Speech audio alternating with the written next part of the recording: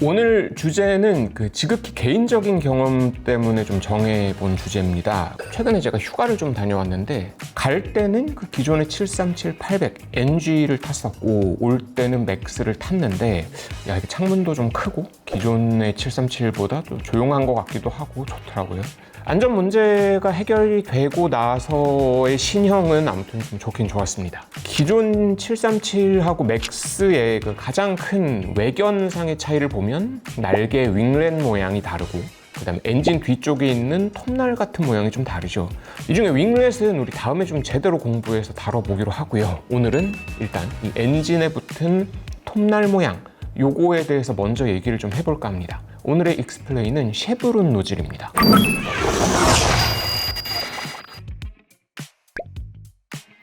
이륙하자 구독자분들 중에 이제 쉐브론 노즐이 뭔지 모르는 분들은 많지는 않으실 것 같고요. 워낙에 신기종들 관심이 많으시고 잘 아시는 것처럼 어떻게든 소음을 좀 줄이기 위해서 만든 거죠. 근데 사실 쉐브론 노즐 이전에도 비슷한 형상으로 소음을 줄이려는 시도는 좀 있었습니다. 사진 자료를 찾아보려고 열심히 좀 검색을 했는데 저는 찾지는 못했어요. 근데 논문에 나온 모양이 있는데 이렇게 생긴 모양이에요. 쉐브론 노즐하고 좀 비슷하긴 한데 차이점이 있다면 뾰족한 모양이냐 네모난 모양이냐의 차이죠. 아무튼 이런 실험적 시도들이 과거에도 좀 있었다고 합니다. 그런데 이제 터보팬 엔진이 그 이후에 주류로 자리 잡으면서 이런 소음 감소 시도들이 좀 확 줄어들어요.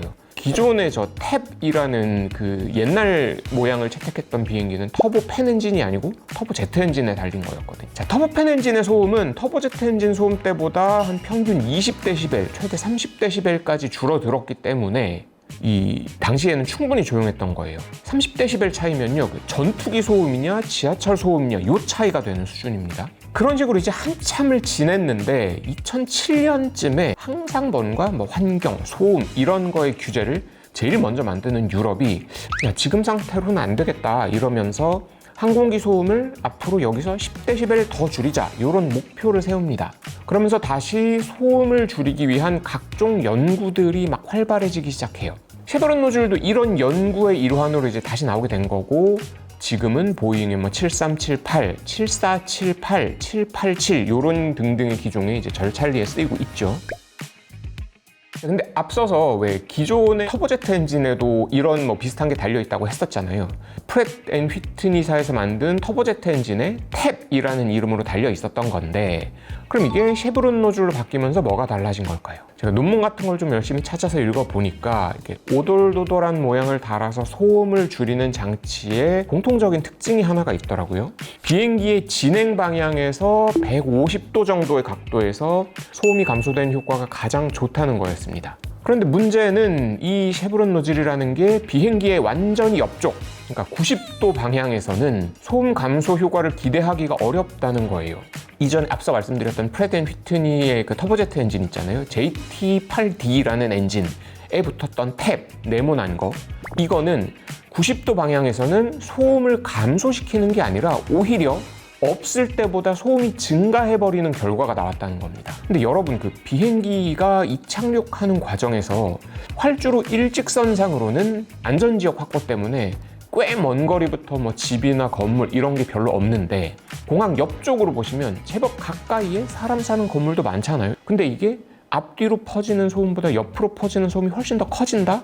안 되는 거죠. 논문들을 쭉 보면 탭처럼 네모난 거, 둥그런 거, 이거 저거 실험을 여러 가지 모양으로 해본 결과 지금의 모양, 그러니까 세모 모양, 상어 이빨 모양이라고 표현을 하던데 이게 90도 방향에서도 그나마 소음 피해가 가장 덜하고 대각선 뒤쪽 150도 방향에서도 소음 감소 효과가 가장 크다는 거의 공통된 결과들이 나와요. 그래서 이런 모양이 채택이 됐던 것 같아요.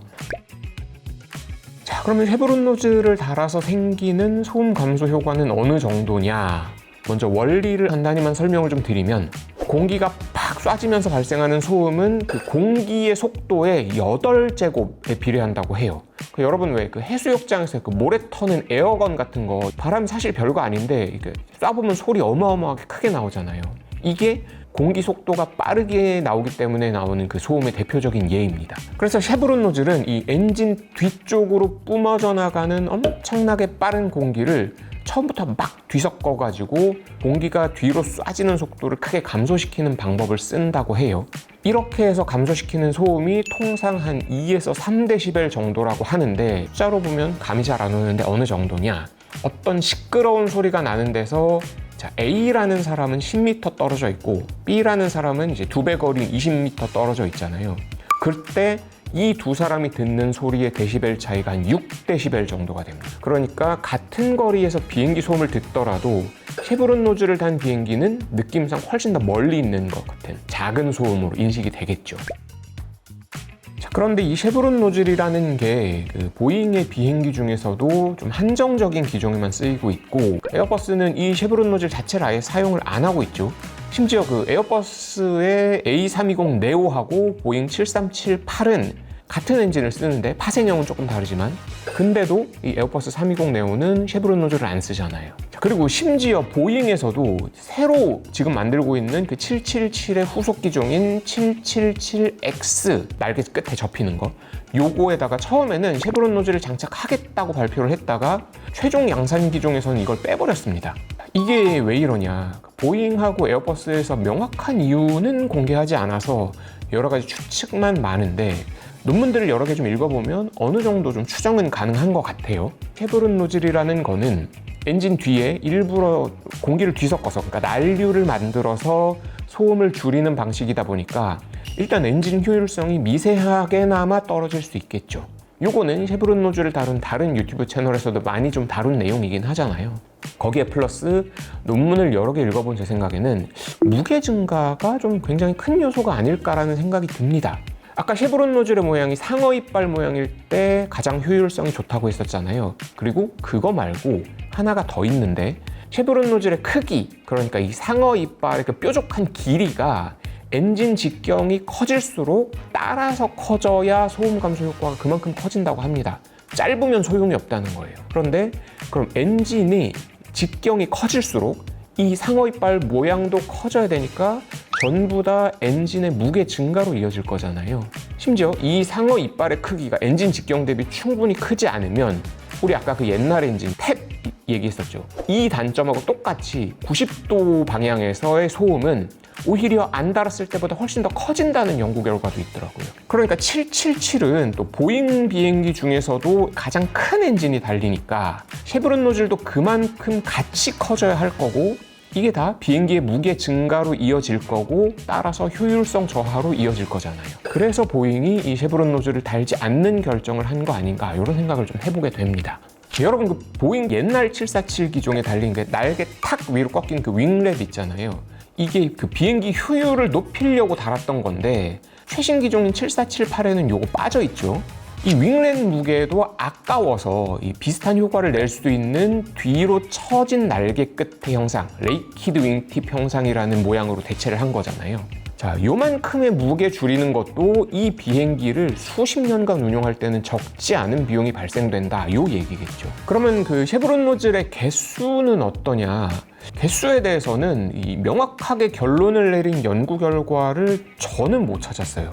그 논문 중에 하나에서 그 상어 이빨 개수는 특정한 경향성을 보이지 않았다, 이렇게 결론을 낸 논문이 있던데 그 결과를 보면 아마도 이거는 뭐 엔진의 출력 뭐 이런 여러 가지 요소들에 따라서 따로따로 계산해내야 되는 그런 요소인 것 같습니다. 그러면 이걸 설계하는 비용 같은 게 또 별도로 들어갈 테니까 뭐 테스트도 해봐야 될 거고 엔진 가격에도 좀 반영이 되겠죠. 이런 요소들이 그 쉐브론 노즐이 좀 생각보다 일찍 그 뒤안길로 사라지게 만드는 원인들이 아닐까 추측을 좀 해보게 됩니다. 자, 그러면 쉐브론 노즐을 안 쓰면 소음을 어떻게 줄이냐? 최근에는 모양이 아니고 신소재를 써서 소음을 감소시키는 효과를 노린다고 합니다. 첫 번째로는 그 엔진 배기가스가 분출되는 부분, 그 뒤쪽 부분에다가 작은 구멍이 엄청 많이 뚫린 벌집 구조, 허니컴 형상으로 만들어진 소재를 써서 엔진을 제작한다고 해요. 그러면 소음이 비행기 밖으로 빠지기 전에 이 구멍들에서 미리 막 우다다다 부딪히면서 소음을 감소시킨 다음에 엔진 밖으로 빠져나가는 이런 원리가 생긴다고 합니다. 우리 그 방음이 되는 그 방음실 이런 데 보면 벽에 매끄러운 게 아니고 우둘두둘한 그 구조물들 되게 많이 달아놨잖아요. 요거랑 비슷한 원리라고 합니다. 또 하나는 세라믹 소재의 신소재, 세라믹 머티리얼 컴포지트, CMC 뭐 이런 뭐 이름의 신소재를 쓴다고 하는데요. 이 신소재를 엔진의 핵심부에 달았더니 더 높은 온도에서도 견딜 수 있고 그러면서도 무게도 줄일 수 있었고 심지어 소음 감소 효과까지 있는 이런 뭐 혁신적인 결과가 나왔다고 하네요. 자료를 찾아보니까 규소, 뭐 실리콘 화합물 이런 거를 써서 만든 복합 소재다라고 설명을 하던데 제가 구체적인 자료는 좀 찾지를 못해갖고 상세한 공부가 되는 대로 여러분들이 원하시면 언젠가 한번 별도로 좀 다뤄보겠습니다. 이제는 그 왜 보잉 787이나 에어버스 350 동체의 그 탄소 복합 소재를 써서 만들듯이 엔진 부품에도 신소재를 써서 효율도 높이고 소음도 줄이는 그런 방식으로 이제 기술이 발전돼 가고 있는 그런 경향성이 좀 보인다는 거예요. 생각해보면 쉐브론 노즐도 제법 긴 역사를 갖고 있는 소음 감소 기술이죠. 다만 좀 빠르게 퇴역하는 느낌이 좀 있죠. 다만 이 기술도 그 비행기의 크기나 뭐 특성 같은 거에 따라서 어떤 기종에는 계속 살아남아서 볼 수도 있지 않을까? 이런 생각도 좀 해보게 됩니다. 7378 기종은 원죄가 좀 있었죠. 그래서 좋은 내용은 사실 그동안 잘 다루지 않았는데 이번 이 쉐브론 노즐 공부를 좀 하면서 좀 찾아보니까 소소한 변경 사항들을 적용을 해서 효율성을 높인 이런 것들도 재밌는 개선 사항들이 좀 많이 있더라고요. 이런 것들도 원하시면 조만간 한번 다뤄보겠습니다. 지금까지 총괄의 권기범, 제작의 박예진, 기획과 진행의 저는 이원주였습니다. 다음 시간에 다시 뵙겠습니다.